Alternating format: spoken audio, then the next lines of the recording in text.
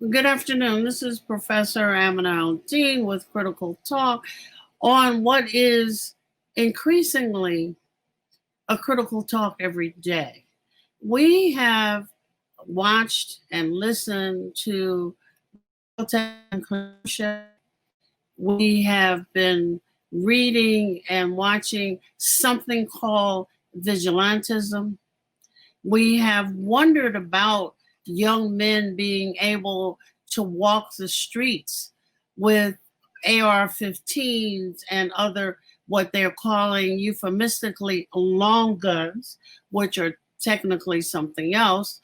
But we're wondering, all of us are, how the Oval Office can support vigilantism.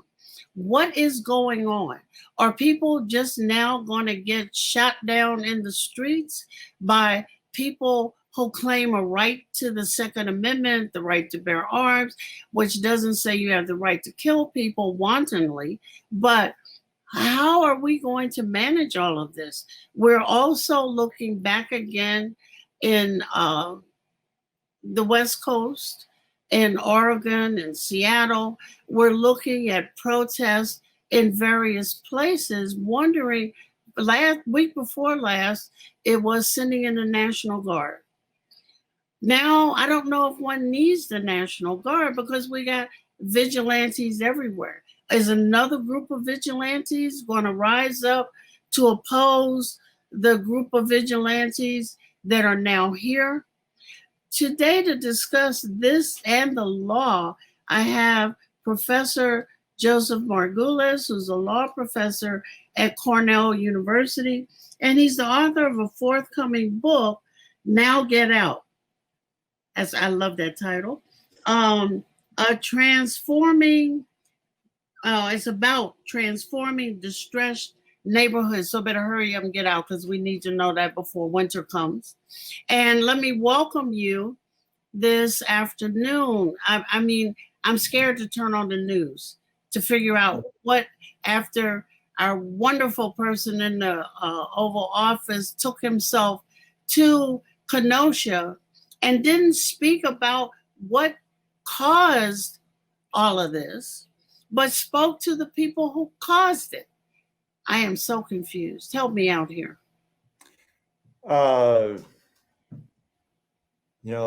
These are dark days. I was just saying to a colleague today,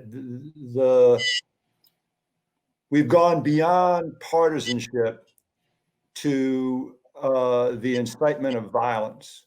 Right. It's one thing to disagree. Now the disagreement takes the form of armed violence, and it is not merely enabled by the president, it is encouraged. There's a reason why he went to Kenosha. It has nothing to do with condolences for Jacob Blake's plight and his family. It's to fan the flames of angry, heavily armed, white, mostly men, who are increasingly prepared to take to the streets and confront protesters with violence. It's a dangerous time.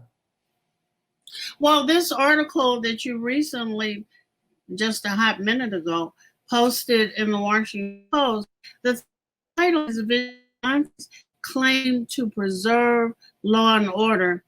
Their true goal is to save whiteness. Provocative title. Talk about it. They hide behind the Constitution, and they hide behind public safety, and they hide behind protecting property. I think what's really going on is a fear of whiteness being eclipsed, its hegemony in the United States being replaced as a cultural matter, being replaced as a demographic matter. It won't be long before we're a majority-minority country and that whites are in the minority. And most importantly, being replaced as a political matter. right? So a major rallying cry of the Trump administration now is to waive the prospect of a Kamala Harris presidency, right? Are you serious? I'm sorry, say again? Are you serious? Oh, yeah. Oh, absolutely. Absolutely. Vote for President Trump. You don't want to face the prospect of a President Harris. As though Joe Biden were just a placeholder, and everybody knows that the real purpose of the left, the radical left, is to set the stage for, heaven forbid, a black woman in the Oval Office. The terror that exists within a certain fraction of whites about being replaced has fueled this vigilantism. You know, that is so scary. I'm not sure I know what to do with it. You know, I would never. And I'm sorry to interrupt you, but you know, we have almost exactly 2 months before the election. It's going to get worse before it gets better. It's going to get worse before it gets. We're not at the peak yet, or the trough, however your perspective is. But explore that a little bit. What does the peak? I mean, what does it look like in these next 2 months? I think that the president knows that there are more people against him than for him, and you know the polling seems to bear that out. And so it depends on him getting an extremely high turnout of his supporters. That's probably not enough. That's why there are. That's why there is this rhetoric about attacking ballot by mail, voting by mail, in order to suppress those who might vote without going to the ballot box. And you know, and then you have the advantage built in for Republicans in the Electoral College, which is what led, you know, President Trump to be president, even though he got several million fewer votes than Hillary Clinton. I mean, you know, he's looking for the structural advantages that he can, and that depends on a really energized, angry, frightened white base. But if he gets rid of vote by mail, white folks who live like in Florida in retirement homes, can't get to the mail, are scared of the virus, can't vote. If he succeeds he won't. But the ambition is to you know, essentially disenfranchise millions of potential voters. That's the ambition. You know, this is it's so scary here. You know, I was just reading today this article about Russia chiming in, and then some friends of mine call me. We're all getting these calls. They have English, you know, they sound like everyday American, but what they're talking about is crazy. And a couple of times you get these Chinese calls where they forget to turn on the translator, and so you just delete them. But these calls are coming in, and I would say about every 5 to 7 minutes, talking about how bad Biden is and that he's communist and that black folks will suffer if you vote for him. Yeah, and in states that are remotely in play, you're going to get a lot of those. There's a lot of money available, and you're going to get a lot of those. Wow. We have 2 months. It's going to be bad for 2 months. And there's going to be a lot more violence, I fear. I want to go back to your article on Kenosha, because in the article we're talking about this narratives that says houses are more important. I mean, businesses, structures are more important than people. So that you move to protect the structures You know, if people get shot in the meanwhile, that's okay. But also, what is behind the law? And you cited in the article a court case. What was it, Heller versus something or the other? Right, Heller. Yeah. Heller is the 2008 decision in the Supreme Court that established the private right to gun ownership under the Second Amendment. Now, it's not an unlimited right. Of course, municipalities can regulate the right, but whether they choose to regulate it is a political question, one that different municipalities in different states answer in different ways. So, for instance, you know, every state in the country has some regulations, right? So you can't take you can't own a gun if you have a prior felony. And in most jurisdictions, you can't take a gun into a church, or you can't take a gun into a public school. Not every, but in many jurisdictions, that's the way it is. But on the street, Wisconsin is one of the states, it's majority of the states are, where it's called open carry, which means you can carry a gun openly, short gun, long gun, semi-automatic weapon, without a permit. You don't need a permit.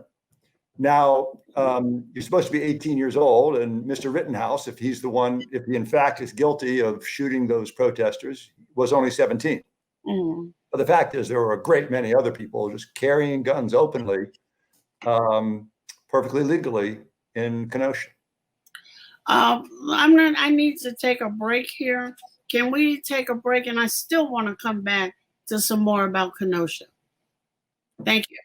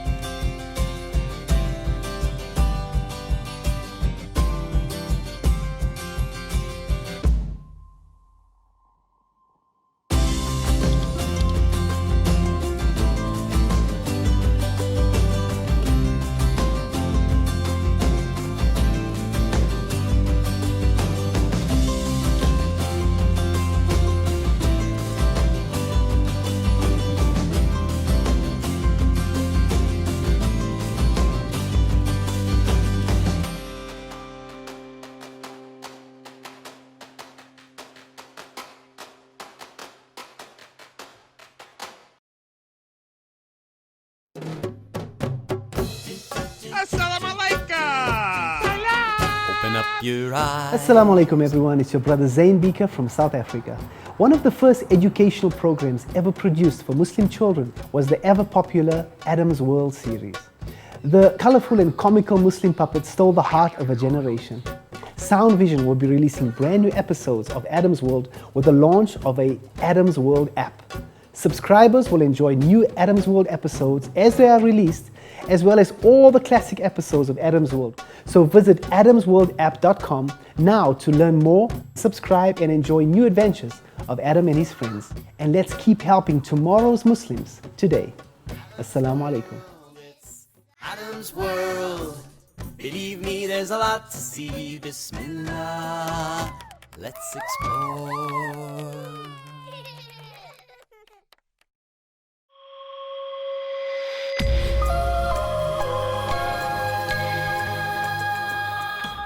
What was it like when you started this network out, when you started Sound Vision those many years ago? You know, after 9/11, one lady called me and she says, what is your channel which I can watch?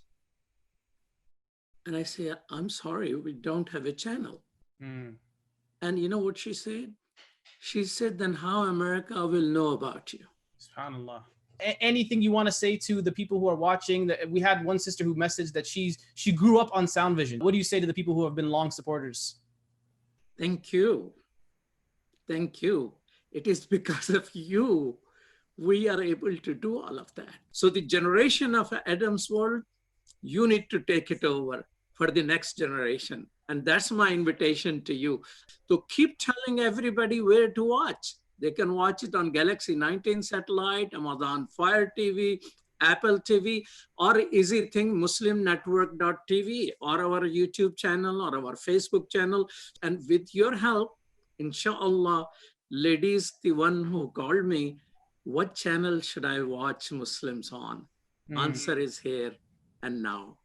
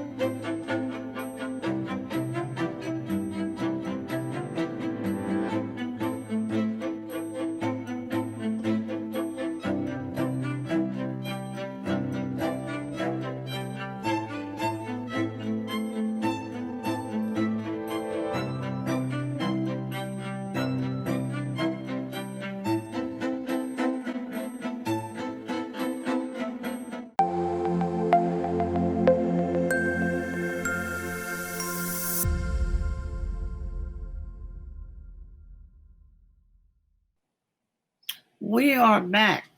In the article, you let me, can you, for our audience, give the facts of what happened to Joseph Blake as you know them? The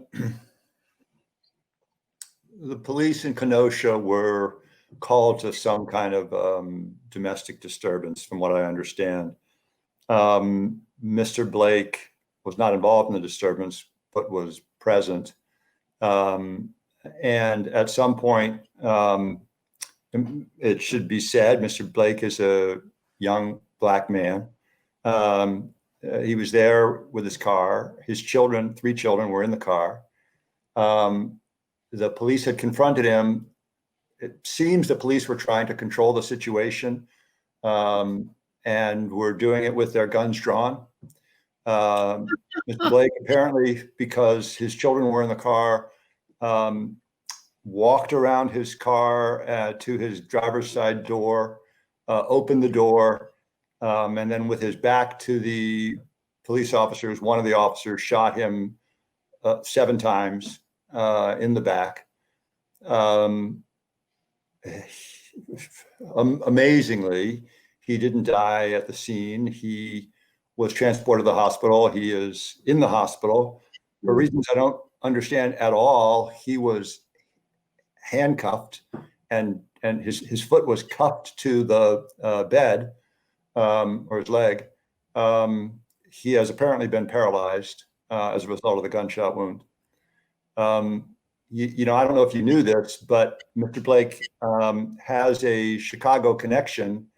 I was talking to, I used to live in Evanston, and he attended Evanston Township High School. I was talking to one of my former neighbors who said their daughter was classmates with Jacob Blake. He went to Evanston. Wow. Yeah, I didn't know that either. You know. Well, what enables a policeman, even if he had been involved in a domestic dispute? Right, exactly. Even if that were true. He wasn't, but even if it were true. Yeah, to shoot you in the back 7 times. So I don't know very many people who are defending what the officer did in this case, and it's a hard one to defend. I mean, the law is an officer can use lethal force when they feel they or the lives of a bystander are in danger, when they're facing immediate peril. It's very hard to watch the tape. Yeah. And I force myself to watch these tapes. They come out over and over again, and I force myself to watch them because if I'm going to talk about them, I want to do it based on having seen it with my own eyes. It's very hard to watch it and understand, you know, this was a bad shooting. It's very, very hard to describe, or not to describe. It's hard to watch. but it's very hard to justify. You know, sometimes when the police use lethal violence, it's a justified shooting. You don't want to suggest that every time they fire a weapon, it's unjustified, because that's just not true. Right. This one certainly seems that way, and it was a bad shooting.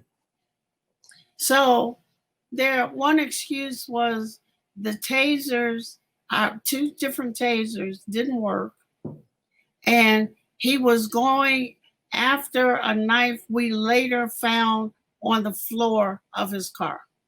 Yeah, you're right. I've read both of those things. And I'm saying, okay, but you didn't know the knife was there. And we should say they don't know that he was going for it. He could easily have gone. He was going to because he was concerned for the welfare of his children. Right. I mean, look, the police ought to be trained. No, they are trained in the use of less lethal force. There was nothing that justified the immediate escalation to the highest level of force, lethal force, right away. Mm-hmm. Of course, they had options, and it's they didn't use them, and they should have. Well, this policeman, to my reading, has only been taken off of active duty. He hasn't been arrested. He's still getting paid. What's going on here? You know, different municipalities handle things differently. In Minneapolis, after George Floyd was murdered, they acted against Derek Chauvin very, very quickly. They fired all 3 officers very quickly and charged Derek Chauvin very quickly. The conventional response, however, is to just create an administrative leave. The person's put on administrative leave, which means they're suspended, if you will, but they're still going to get paid. They're still, while the investigation is unfolding. I actually, you know, I'm not as concerned about that as I am about the welfare of Jacob Blake and what followed. Let the investigation run its course. And take action against the officers if it's appropriate. But to me, the bigger question is, why does this happen? Well, why does this happen over and over again? Over and over again. Yeah. Well, why? Yeah, right. Why? No. You know, so we've known about police violence for a long, long time. We know the bias that's built into, we know that what people see, right? When they look at a young Black man, they see danger, they see violence. And so innocent conduct is interpreted as threatening. And many officers in that setting are unfortunately quick to react, quick to overreact. And that's the problem. That's the origin of it. Well, the things that police are talking about is the fact that they should not be called to handle every kind of social disturbance, from the mentally ill person that they have to shoot. And all of us agree with that. Yeah, that's right. I agree. But the major point, that's what you just described is a major reason behind, or the logic behind, the defund the police, right? So I saw something recently and I thought it was very well put. We train the police to be warriors, and then we ask them to be social workers, right? Exactly. Both those things are wrong. Both those things are wrong. Don't train them to be warriors, and don't ask them to be social workers. If you got a social work problem, send a social worker. Right. And now, if we don't have money for social workers, well, that's why we defund the police. We pay the police to do that which only the police can do. And there isn't a lot. There isn't a lot. Only pay them to do which the police can do and no one else can do. Right. And you know, if it's responding to a person who's homeless, whose crime, if you will, is that they're sleeping on the street because we don't have houses and we don't have a place for that person to go and we don't have jobs, that's not a police officer's job. That's a different job. And so a large overrepresentation of mental illness and substance abuse disorders among that group, right? So then you've got a person who may be frightened of the police, maybe had prior bad experiences with the police. You're just setting up the possibility of friction, of disaster. Right. But how do we, now that we've trained the public to dial 911 for everything, how do we untrain them to, I mean, even in some, I was talking to somebody from LA and they took $250 million back from the police who have a budget of more than $2 billion. And I'm trying to figure out how did they get all that budget. But anyway, took back, they gave them $250 million, which what I hear won't touch the kind of support they need to have for social services, mental health care workers. Yeah, that's it. Yeah. I don't, it's defund. I think the thing that's left out of that sentence is defund the police to give more money to those auxiliary social aids that need it. Yeah, and you're right. And look, and just in case you thought that sentence weren't worrisome enough, it's even more dangerous now. Not dangerous is the wrong word. It's even more imperative now because city municipal coffers have been hit so bad by COVID. Yeah. Right? So the resources that are available in municipalities to do the work that's required in distressed neighborhoods, where you have this is where COVID has hit hardest, right? In Black communities, in brown communities, in poor communities all over the country. That's where COVID has hit hardest. That's where the essential workers are who aren't taken care of. This is who have lost their job, who are at greater risk of infection, are least apt to be able to do their work remotely. This is when cities have to step in and provide those resources. I mean, you've got folks who are standing in line for hours for a bag of food in the United States of America because they can't afford to go to the grocery store, right? Lines that run for miles and miles to one food bank, right? So the level of distress and the disconnect that is getting worse between the people who, they can work remotely, they're fine, their money's in the stock market, they've more than recovered, happy days are here again for them. And the majority of people, that's not how their life is. It is just today, United Airlines makes its home in a major hub in Chicago, laid off over 16,000 workers. I mean, these are very difficult times. Yeah, I was thinking about that because there is going to be there isn't going to be any more shipments to food pantries. All of the moratoriums for those who don't have federally backed mortgages, which is something they can do something about if they can refinance, there's no money. All the moratoriums are up. So we're going to have lines of people with no food. And we're going to be stepping over people in the streets. Yeah, the risk of a just tsunami of evictions. Right. Some estimates put the number of possible evictions by the end of the year at 30 million people, which is a staggering number. Right? That's every man nationwide, 30 million people. That's every man, woman, and child in every state. Like the lowest populations, the lowest 16 states in population. Right. Every single person, right? Rhode Island, Delaware, Wyoming, Nevada, Montana. Just take every single person who lives in those states, kick them out onto the streets. That's the crisis that we may have by the end of the year if we don't have renter protections. It could be just horrific.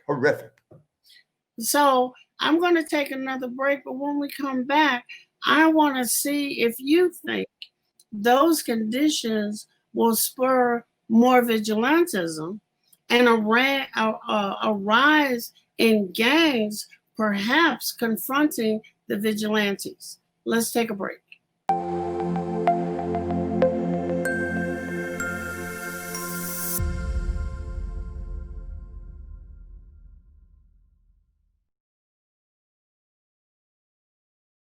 My wife, she's a professor at the University of Cincinnati, who's Catholic, and by her watching and listening to our 3-year-old son watch Adam's World, she ended up taking Kalima Shahada. She embraced Islam because she learned so much about Islam and the other prophets. It really affected our life in a great way, and because of Sound Vision and Adam's World, we're Muslims. I took my Shahada 15 years ago, and I actually am from a rural part of Ohio. And so I found the catalog for Sound Vision, and I ordered the tapes and the CDs and the books, and I used those, and especially for my little daughter, that's how we basically learned our Islam, and Islam entered our hearts through the wonderful works of Sound Vision.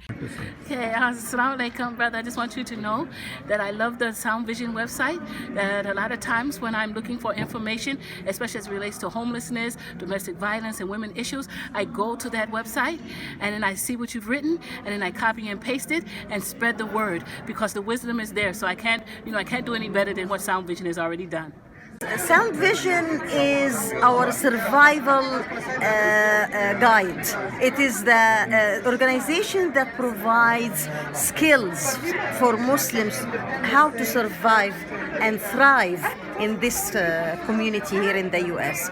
Assalamu alaikum, my name is Anam, I'm in 11th grade, and I grew up with Adam's World, and what it taught me was unity, respect, and love for the Muslim Ummah. Adam's World is the greatest show ever made. Take me to the Kaaba, man. I love that puppet.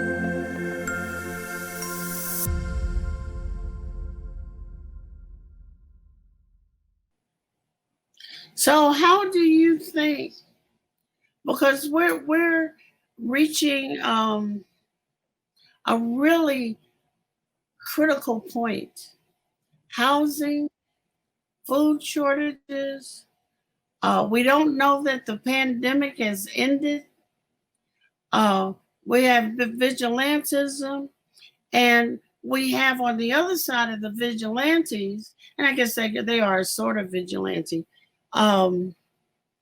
gangs who are fully loaded. This is a mess. This is a mess.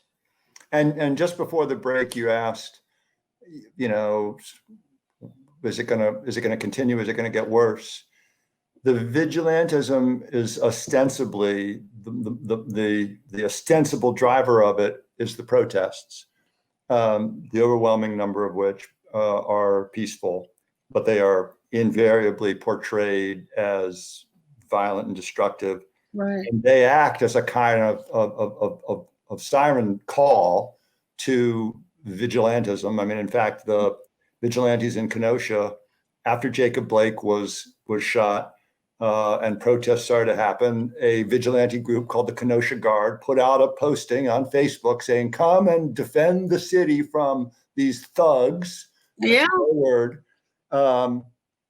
And so given the economic conditions that we're in, given the reality of systemic racism, I expect that the protests will continue.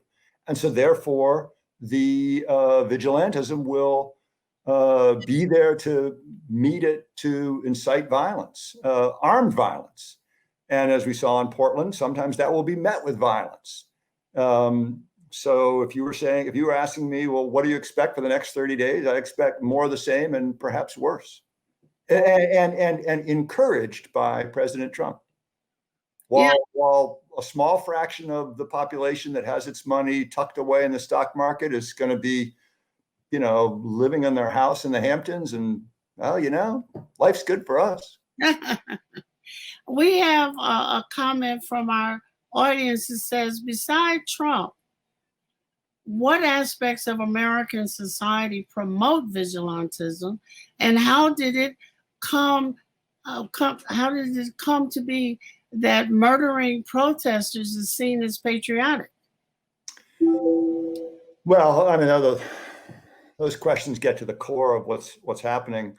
The first part of it, what aspects of American society promote vigilantism? There are a number, right? Vigilantism itself is driven by the fear by a group of that their place in society is slipping away, right? Their membership in a group is suddenly imperiled. They no longer feel secure in their place, and that's what's happening with a certain fraction of the white population. They feel that they no longer, the country is no longer theirs, right? In a multiple profound sense. I know why. Look, this is how they feel. This is how they feel. Okay. So that's the sort of the core. People call it white grievance, but that doesn't really get at the sense of terror that they feel, right? It's not just a grievance, right? It's not just a complaint. It's really a sense of being just forgotten, left out, losing their place. And then you add to that the ready access to guns, right? It can't happen without this very, very easy access to guns. And the demonization of the protesters as contrary to everything, right? They're not merely protesters who are exercising their First Amendment right to demand equality, to demand racial equity, to demand a fair and just system. That's not who they are. They are portrayed as attacking the very citadel of the American system.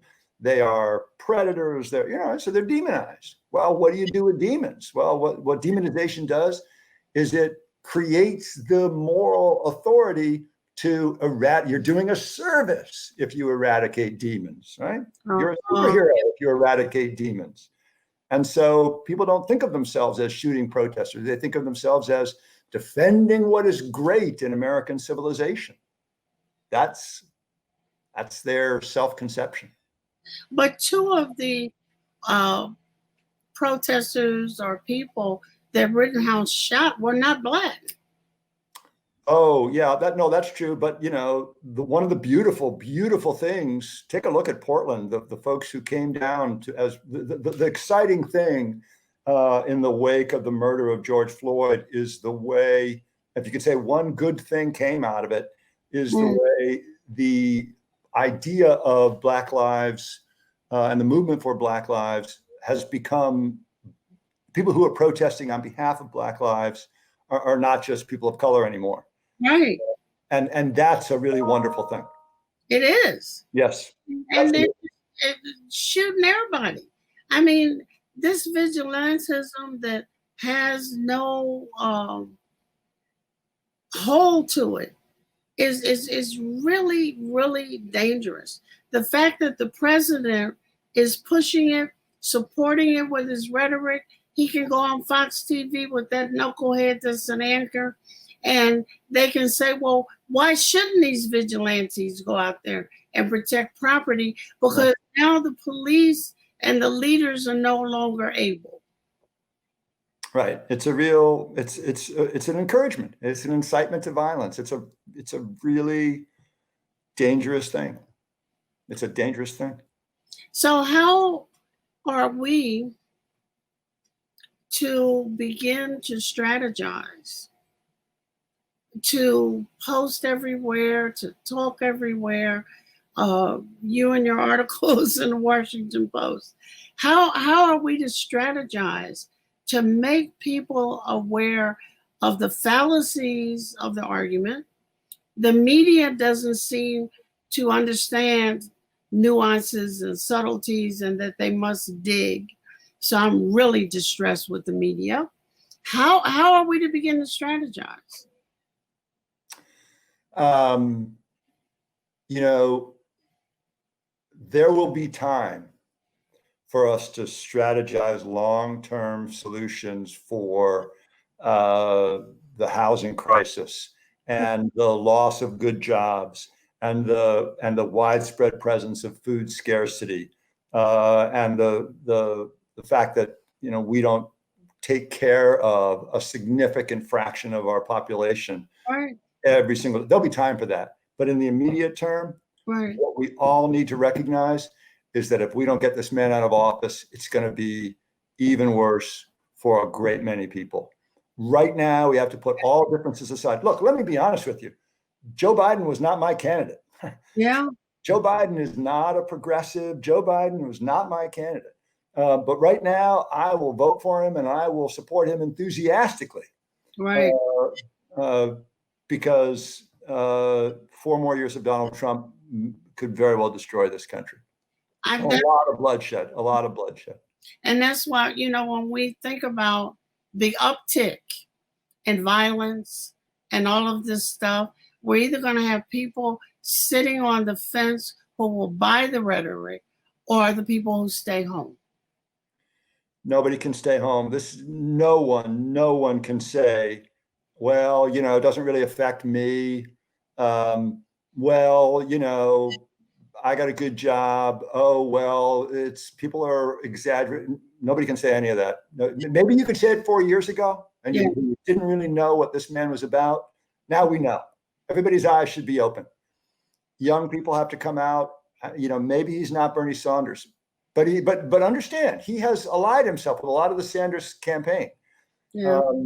He, you know, the first order of business has to be reclaiming the White House. And if you think that, you know, and the Senate, I live in a blue state, it's going to be safe, or I live in a close state and, you know, everybody knows Trump is going to steal it by this device or that. No, get your butt out the door and vote. Yeah. And no alternative. You know, that Senate is treacherous. Yeah, that's right. You know, look, now more than any time in decades, your vote really matters. It is a precious, precious commodity in this cycle, and you've got to exercise it. Everybody here in Chicago, I mean, and it's very interesting. Some people have bought the rhetoric that both sides are bad. Bernie Sanders was my candidate, and I'm looking at Biden who come out of his house and Trump who's supporting vigilantism and calling people, as he usually does, out of their names and holding conferences on the. Well, I don't think I've ever seen a political campaign thing held on the lawn of the White House, you know, even by the incumbent. But he's breaking every rule in the book. There doesn't seem to be anything to stop him from breaking every rule in the book, which gives some people the sense that this is our man. He'll break every rule that we thought shouldn't be a rule. Right. That's right. Some people, look, he knows what he's doing. And some people, precisely because the behavior is inappropriate, that's why he does it. That's not a reason for him not to do it. That's why he does it. Yeah. Because there is a certain fraction of his base that just loves it. Yeah. But meanwhile, you know, these are institutions that he's trampling on. This is a constitutional structure that he's trampling on. This is the lives of poor people that he's trampling on. Millions are suffering to support the ego of this narcissist. It's a dangerous time. I think that's a new word in many people's vocabularies. They said, well, if you don't understand the definition, look at Donald Trump. That's narcissism. That's right. That's narcissism. It's all about him. It's all about him. It You is. know, people, thousands of people are dying, 1,000 every day are dying because of COVID. And he says, this is just an attack on me. This is just unfair to me. It's unfair to you. You're surrounded by doctors. Everybody who comes within, 5 yards of you has to be tested. You're the safest man in America. What do you mean it's about you? What about these people what about the poor woman who has to get up at 5 o'clock in the morning, board public transportation, to go work at a job that's dangerous in the food industry. She makes barely more than minimum wage, works all day, and has to bring her money home to support her family. She can't get sick. She doesn't have insurance. Well, Right. what about her? That's who it's about, asshole. Sorry. And COVID is the fault of the Democrat. Right. COVID is right. They put a virus here. Yeah.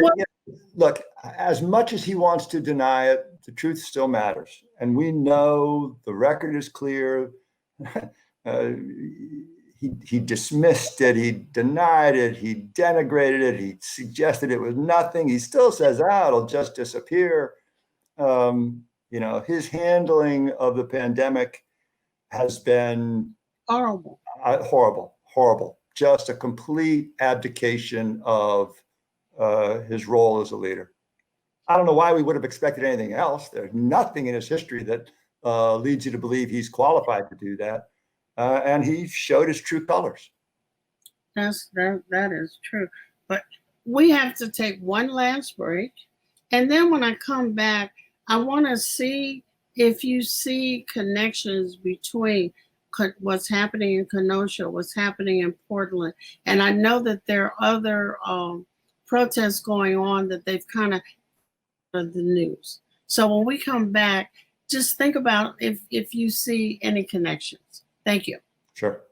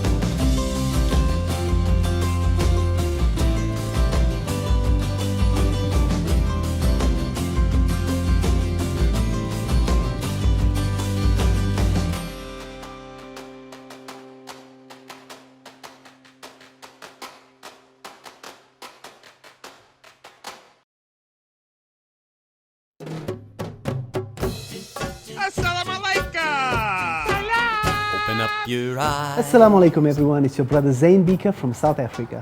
One of the first educational programs ever produced for Muslim children was the ever popular Adam's World series. The colorful and comical Muslim puppets stole the heart of a generation. Sound Vision will be releasing brand new episodes of Adam's World with the launch of a Adam's World app. Subscribers will enjoy new Adam's World episodes as they are released, as well as all the classic episodes of Adam's World. So visit adamsworldapp.com now to learn more, subscribe and enjoy new adventures of Adam and his friends. And let's keep helping tomorrow's Muslims today. Assalamu alaikum. It's Adam's World. Believe me, there's a lot to see. Bismillah, let's explore.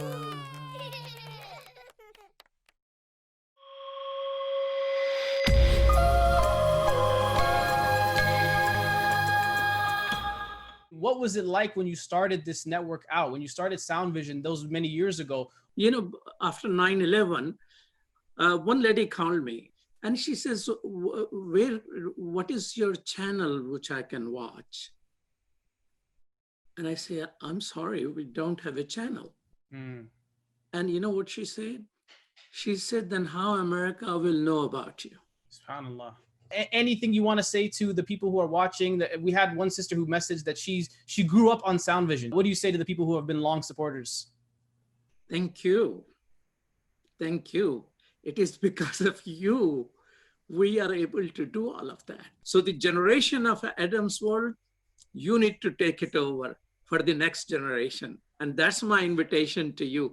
So keep telling everybody where to watch. They can watch it on Galaxy 19 satellite, Amazon Fire TV, Apple TV, or easy thing, muslimnetwork.tv, or our YouTube channel, or our Facebook channel. And with your help, inshallah, ladies, the one who called me, what channel should I watch Muslims on? Answer is here and now.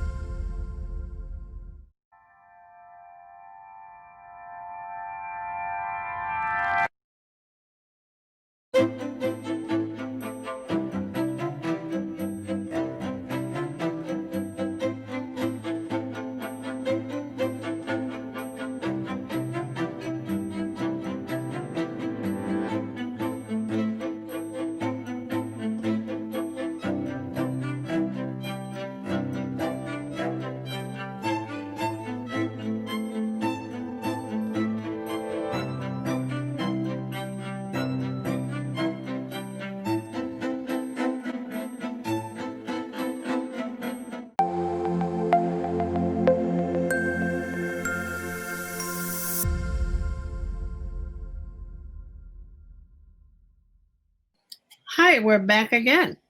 What connections do you see between the Portland situation and Kenosha and anywhere else that they're trying to dampen down the news with regard to protests?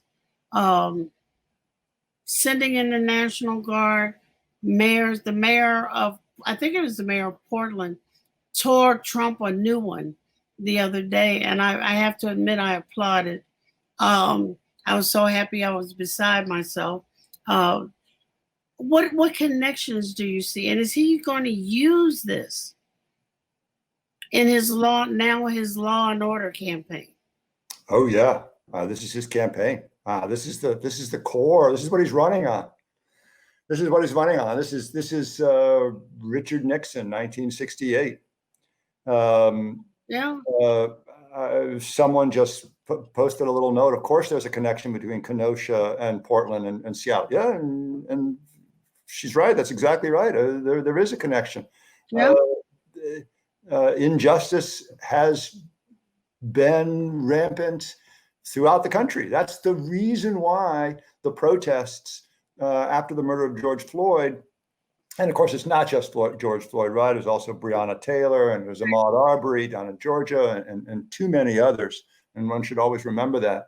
That's why it resonated throughout the country, right? It's not like it was a Minneapolis phenomenon. It's not like this only was happening here. People recognized that any city could have been where George Floyd was killed, right? George Floyd was murdered everywhere. That's in fact why it resonated beyond the limits of this country. It was an international phenomenon because people watched and they saw, this is my backyard. This is not just Minneapolis, right? And then so when Jacob Blake is shot, it is a match that lands on already hot embers, and so it flames up quickly, and that happens everywhere. It's not limited to one part of the country. And unfortunately, neither is the call to vigilantism. That's going to be everywhere. Well, do you think, that the angst and anxiety and depression in some instances over the pandemic, the uncertainty of what's going to happen in a pandemic, and then when you get to stick a toe out the door, here comes protests. Has that put us, I've skipped the phrase new normal. Are we at a new America? Wow, that's the right question to ask. Is this the new America? Mm-hmm. I might be naive. I am often accused of being naive, but I don't think so. I think if you tell me if I wake up November 4th and this man's still in office, I don't know. Then I might have a different answer to this question. Mm-hmm. But if we can get him out of office and get back to a place where behavior like we have seen in Kenosha, the vigilantism is no longer celebrated. Right. You don't want to discount the effect that he has in fanning these flames. And if we turn it around and make it, if the Republicans take a huge drubbing in November so that they recognize that this man that they made as their standard bearer drags them down. You know, they're political actors. They don't want to tie themselves to a 100-pound weight that just drags them under the water and drowns them. On the other hand, if it doesn't have that effect, they're political actors, and they'll, as they have, see what they've done for the last 4 years. They have converted the Republican Party into the party of Donald Trump. And if they're rewarded for that, then it'll get much worse. But what does that say? That he was so easily able to convert? I mean, even if you didn't like all of the things that the Republicans stood for, you could kind of list some of them. Now why did they let themselves get converted into the party of Donald Trump? Well, I mean, you know, what people say is they looked around and they say, yes, he's a jackass, but he won't be around forever. And if I go against him, I'll lose my seat. And if I want to do any good, I've got to wait him out. And I think that's a mistaken calculation. I think that they're wrong. I think that it's craven. I think that it's an embarrassment. I think it's spineless. And I think history will judge them harshly. The Republicans who caved, history will judge them harshly. But I think that's the calculation. And most people seem to think that, you know, if he just disappeared from the face of the earth tomorrow, if he died of a heart attack, very few people would shed tears. At least very few elected Republicans would shed tears. That's what people say. You know, but who knows if that's true? What they'll say out loud is, you know, he's our man. So, good God. Yeah. I mean, it's all just so disheartening. And I know that people are trying to find something to latch on to. And his rhetoric, when you're anxious about food and housing and everything else, even though he hasn't done a damn thing for you, gets to be attractive. You know, if I can grab a gun and go out and shoot somebody to protect property in a state I don't even live in, you know, and it doesn't matter whether if you're 17 or 77, you know, you're getting hyped up by social media. It's really, really, really scary. It is. And what's going to happen next? And for me, I agree with that. And for me, what is most, just as a matter of my own personal philosophy, and I think I've talked to you about this before, I don't believe in demonization.